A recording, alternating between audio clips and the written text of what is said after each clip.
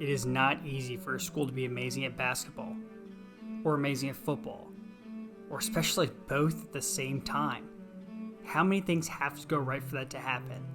You have to have the perfect lineup of coaches, including assistants, probably the right AD, boosters, funding, NIL, recruiting, play, scheme, schedule. So many things have to line up just right to have a deep run that lands in title. Florida had an amazing run in the early 2000s in football and basketball. Few other schools will ever clean up like that. Kentucky and Duke, look at them, they're perennially good at basketball, but only have mediocre flashes in football, whereas Alabama and Georgia are on historic runs for football. But basketball just feels like another filler thing they do between football seasons. Prior to 2019, Alabama had made the NCAA tournament only 7 times in the last 20 years, and only once did they ever make it past the round of 32, in 2004. Since 2019, they've won the SEC regular season in basketball twice, won the SEC tournament twice, and made the Sweet 16 twice. What changed? Alabama hired Nate Oates. Don't forget to like and subscribe for the algorithm. You see the time. Wittenberg, it's a long ways. Draymond Green finds Lucius for the win. He got it. One timeout, they don't take it. He got it. Oh, it's a buzzer. Gets it in. Booker gets it off. This one's good if it goes.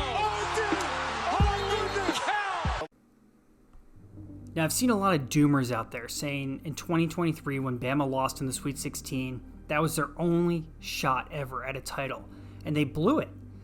And that doesn't really seem like a fair assessment. I mean, just looking back at the history of Alabama basketball prior to Nate Oates, only once ever has the team achieved the number 1 overall ranking. And that was under former coach Mark Gottfried, and only just briefly in 2003. And that was the year they went on to make the Elite Eight for the first and only time in school history, where they lost to the eventual champion, UConn. Besides that run, they didn't have any recent SEC titles or teams that fans could really grip onto and feel like they had tournament hopes and dreams of, raising a banner themselves. That all changed in 2019 when Alabama hired Nate Oates from Buffalo, where he had just led Buffalo to the NCAA tournament 3 of the last 4 seasons. There was no lull when Oates got to town. He immediately brought in transfers Jahvon Quinerly from Villanova, signed multiple 4-star recruits including Juwan Gary and Jaden Shackelford. After a 16-15 record his first year, Oates' impact really started. Oates brought in Jordan Bruner from the transfer portal. He also started showing off his promising recruiting choices, bringing in combo guards Josh Primo, Keon Ellis, forwards Alex Takosh, Keon Ambrose Hyde. In this second year, Jahvon Quinerly's brother, Jaden, also signed with the team in the offseason. I believe he's actually listed as a walk-on, though. In his second season with his new roster, Nate Oates coached Alabama to their first SEC regular season title since 2002, and their first SEC tournament title since 1991. These players were not even alive the last time Alabama won an SEC title. The Tide was a number 2 seed in the 2021 tournament, where they fell to UCLA in overtime in the Sweet 16. After the season, Herb Jones went pro, getting drafted in the second round by the Pelicans. Joshua Primo was a first-round pick for the San Antonio Spurs. Fan favorite John Petty Jr. also went pro, going undrafted and signing with the Pelicans affiliate, the Birmingham Squadron. Jordan Bruner turned professional, although without finding a spot in America, he landed at the top tier of the professional basketball league in Portugal. Alex Reese also graduated, and Kendall Wall transferred out. This would be Oates' first season with a huge exit from the program, and this is why I'm saying not all hope is lost right now. After the season, Oates brought in Noah Gurley, forward from Furman. Guard Nemani Burnett also came from Texas Tech. Oates truly started showing his recruiting prowess here, so it wasn't just a fluke. He brought in the number 14 recruiting class, including 5-star one-and-done guard J.D. Davidson, center Charles Bediako, and 4-star Jusan Holt. After putting together a 19-12 record, Alabama lost in the first round of the SEC to Vanderbilt, and they would go on to lose in the first round to Notre Dame. So that brings us to year 4. Oates has already found so much success at Alabama. Before Coach Oates came to Tuscaloosa, the team had not won the SEC tournament since 1991. He did that in year 2 of being there. They had not won the SEC regular season since 2002. He did that in year 2. Oates had made the NCAA tournament 2 of his first 3 years on campus. As far as team building, his first year he had the 21st best recruiting class. He followed that up with the 20th best recruiting class, and now the 14th. He's finding talent in the portal and recruiting players who fit his system. Even the one-and-done guys show up and play their role. Now, yes, after year 3, they're coming off a disappointing loss in the first round of the NCAA, and there was a mass exodus from the team with 10 players leaving. J.D. Davidson went one-and-done, taken in the second round by the Boston Celtics. Keon Ellis graduated and was signed undrafted as a free agent by the Sacramento Kings. Junior Jaden Shackelford went pro. After being undrafted, he signed with the Thunder affiliate, the Oklahoma City Blue. Multiple transfers left the program this season. Guard Juson Holt went to Georgia. Forward Jahvon Gary went to Nebraska. Guard Britton Johnson transferred to Samford. Forward Keon Ambrose Hoyton went to SMU. Forward James Rojas went to Wichita State. Alex Chiku transferred to Rhode Island. And forward walk-on Tyler Barnes also graduated. So Nate Oates went out and hit the transfer portal. He brought in Mark Sears from Ohio and small forward Dominic Welch from St. Bonaventure. They joined Noah Gurley, Jahvon Quinerly, Charles Bediaku, Namari Burnett, and a few other walk-ons. Oh, and the number 4 recruiting class in the nation. 5-star and potential number 2 overall draft pick forward Brandon Miller, 5-star guard Jaden Bradley, 4-star shooting guard Raylan Griffin, 4-star power forward Noah Clowney, 4-star shooting guard Davin Cosby, and 3-star power forward Nick Pringlett, who transferred from the JUCO level, I believe, actually. Brandon Miller is the second best prospect to ever sign with Alabama behind only Colin Sexton in terms of their rating out of high school. With this class, Alabama opened the season at number 20 overall. Sophomore Charles Bediaku started at the center. Freshman Noah Clowney started at power forward. Brandon Miller started at the 2 or 3 guard, depending on lineup every night. Mark Sears started at the 1 guard, and the other starting spot rotated between guards Namari Burnett, Jahvon Quinerly, and Jaden Bradley. Bama opened up the season with a few warm-up games before heading out west to the Phil Knight International. After Miller led the team to a win against number 12 Michigan State, Alabama did drop a game to the eventual NCAA champion number 20 UConn, before taking number 1 ranked and runner-up in last year's Natty, UNC, to 4 overtimes and securing the win.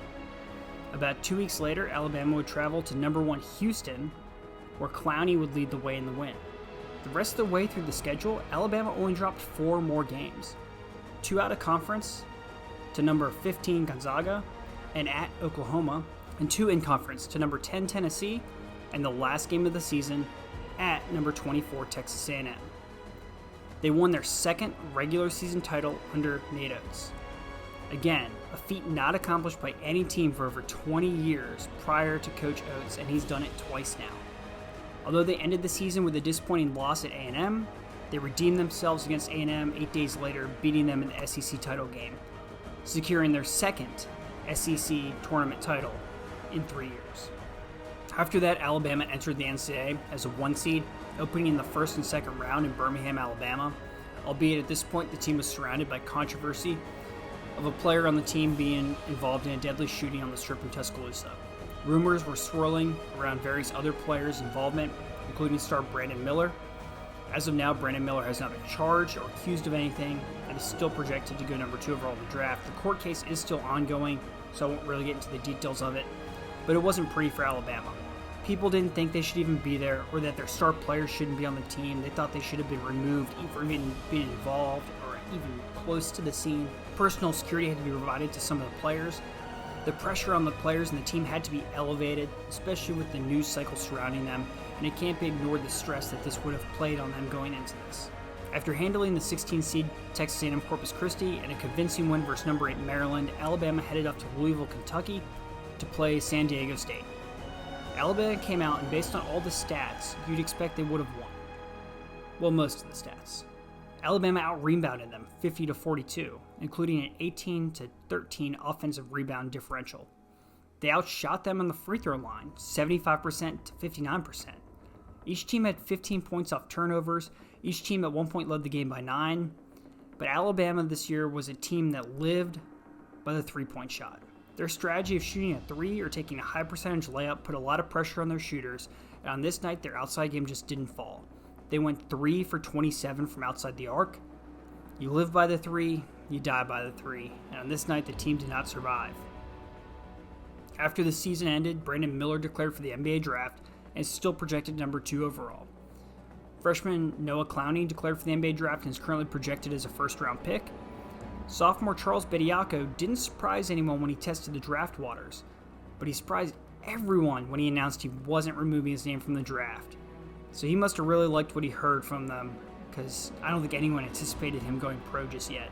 Noah Gurley and Don Welch both graduated. As for transfers, freshman Jaden Bradley went to Arizona, and Amari Burnett went to Michigan. So what does Alabama have in 2023? Why is everyone so down, thinking that this team is over and they missed their chance? In all seriousness, Nate Oates has made the NCAA tournament 6 of the last 8 years at 2 different schools.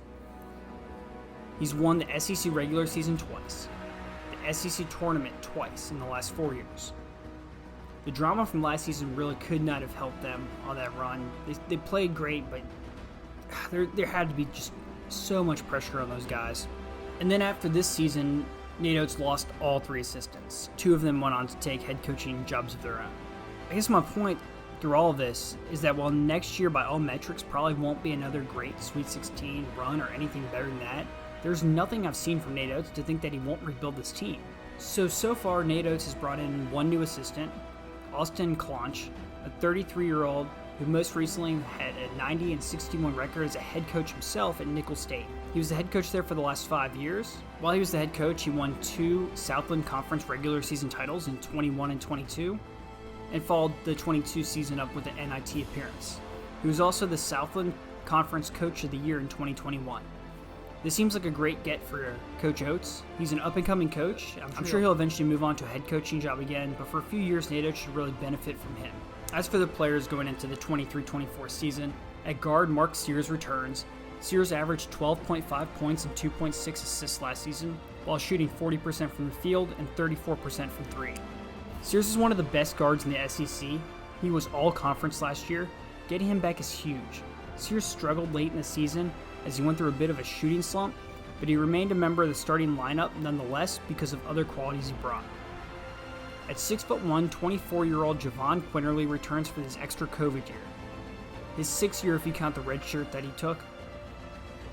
He had put his name to the NBA draft and was projected as undrafted this year, and decided to return for his last year of eligibility. Prior to his injury in the 21-22 season, many thought Quinerly would consider professional options and thought he had them, but he stayed in Tuscaloosa for the 22-23 season to rehab and get back to playing high-level basketball. Although Quinerly returned post-injury, he ended up coming off the bench for Alabama.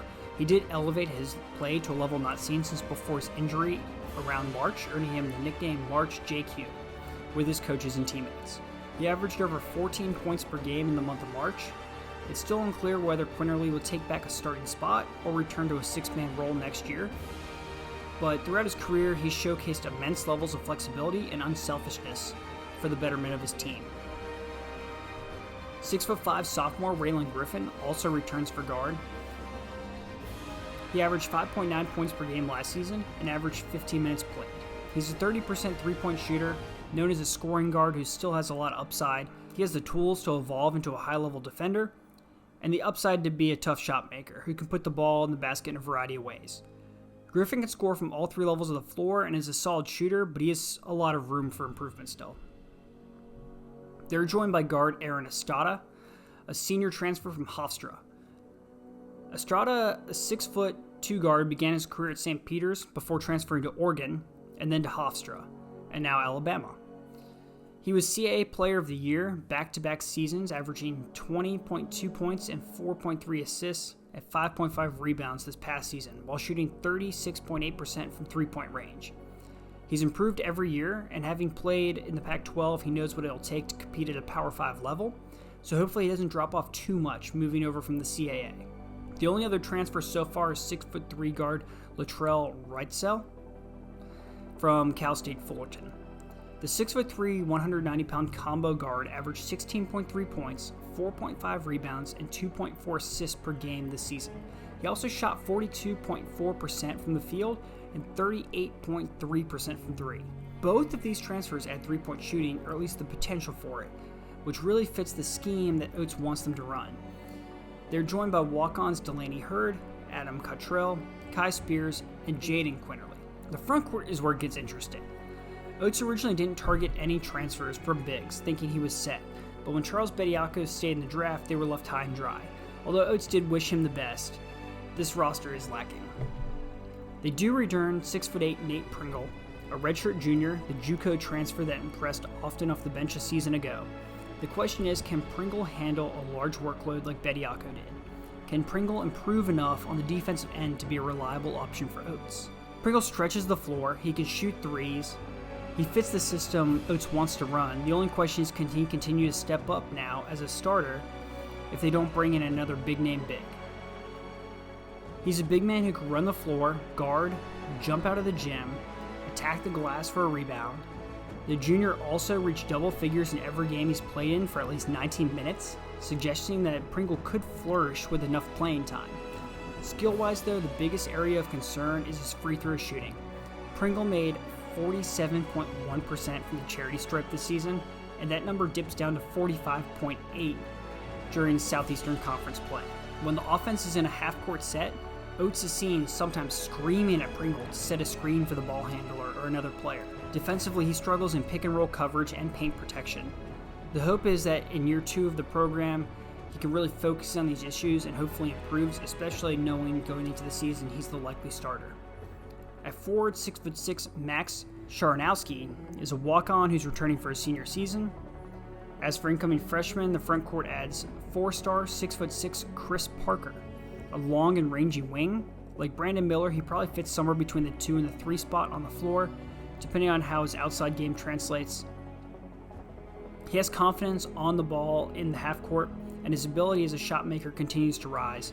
Parker possesses very good size for a shooting guard prospect to go with the great length, and he's a very good athlete with lateral quickness, end-to-end speed, and bounce. He will need to continue adding strength and overall sharpening his tools for shot selection. Overall, Parker is a high-level two-way talent with continued development on his frame and playmaking. Jump shot, Parker projects as a 4-star prospect with high upside. 6'7" forward Mohamed Diabuti chose Alabama over Maryland, Wake Forest, and Virginia Tech. An offensive player, he's effective at scoring around the rim, but his shooting from beyond the arc will need work to be a serious threat at the college level.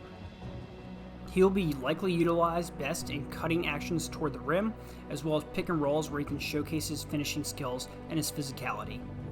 Mohamed's biggest strength are his defensive skills and instincts. His 6'7" frame, combined with athleticism, allows him to wreak havoc on opposing offenses by filling passing lanes with ease and contesting shots to put pressure on shooters. The long frame he possesses is built for the defenses that Oates has thrived with in the past, and he has a lot of comparisons with players such as Herb Jones. Sam Walters, 6'8" forward, chose the Crimson Tide over Florida, Georgetown, LSU, among others.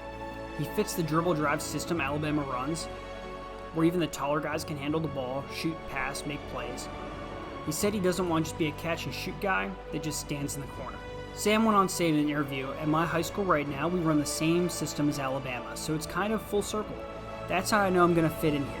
It's funny because we have a picture of Coach Oates in our locker room at my school, and it's been up since I was a freshman. Sam has drawn comparisons to former Alabama guard Herb Jones for his ability to guard multiple positions on the court. Coming out of a similar system, you'd hope that he'd be able to contribute immediately, but as a freshman, you wouldn't count on him for major minutes, especially right out the gate. Now, on a possible bright note, this week, 6'11", North Dakota State transfer Grant Nelson is taking visits at Baylor, Alabama, and Arkansas, in that order. Nelson is one of the top available transfers in the portal. He averaged 17.9 points per game, 9.3 rebounds, and 2.1 assists last season. With the open roster at Alabama, there's flexibility between him playing in the 4 or the 5 spot. If he's making the move from the Summit League to the SEC, Alabama has the flexibility to place him in the right position to succeed. Whereas other schools he might choose with more solidified rosters at this point, he might be forced to play at a certain spot, even if he's not a perfect fit, just because that's where they're recruiting for right now. At Bama, Nelson could certainly be a secondary creator surrounded by a ton of shooting and a wide open lane to the basket. Nelson did compete in the NBA Draft Combine, and his athleticism shined in the testing portion, but he struggled at times to create separation off the bounce in the half court during the 2 NBA Draft Combine scrimmages. Nelson shot just 29.4% on catch-and-shoot threes this past season, but he's a career 71% free throw shooter. He'd be a great get for Alabama, and certainly seems like he would fit in the system if he does decide to come. Right now, it looks like Alabama will have Sears and Griffin starting in the backcourt, with maybe Jahvon Quinerly fighting for starts. They'll also have the transfers contributing major minutes and maybe fighting their way into starting spots also. In the backcourt, Pringle will start with some combination of the freshman or a future transfer. The real question is, can Oates find a big this late in the game? Because certainly there's no one on this roster right now close to Charles Bediako's 7-foot, 225-pound size. Now, I believe Oates can win and maybe even have a good season here, but I don't think this is a title team. Looking at it right now, this team probably finishes 5th to 8th in the SEC, maybe an 11 to 14 seed, if not on the bubble for the NCAA this year with a first-round exit. I could be proven wrong. Their system does favor going hot from 3, and if they just rein them at the right times, match up with the right teams, and the guys all play into the system, things could go completely different. But I just think they've lost too much and don't have the depth, especially in the front court. But this isn't the end of the world. I mean, looking forward, the number 1 prospect for 2024 shooting guard Trey Johnson still has Alabama in his top 5 teams right now with Baylor, Texas, Kentucky, and Kansas, as well as 5-star 6'10" power forward Jarin Stevenson from Pittsboro, North Carolina, who has UVA, UNC, and Bama as his top 3. Although people back in North Carolina are telling me he's favoring the hometown UNC. So while the 23-24 season might not be Nate Oates' best, heck, we could even call it a rebuilding year. Unless his ability to recruit and identify transfer portal talent disappears, or he gets nabbed up by another one of those, quote, blue blood programs, Nate Oates will be back. This past season was not Bama's only shot at an NCAA title. The athletic program and their NIL collectives have so much money, they will always be within striking distance of an NCAA run, for as long as Oates is in the coaching seat, or if they have another coach of his caliber there. Bama fans just need to hang tight for a year. This definitely will not be a repeat of last season, but under Nate Oates, the future still looks bright.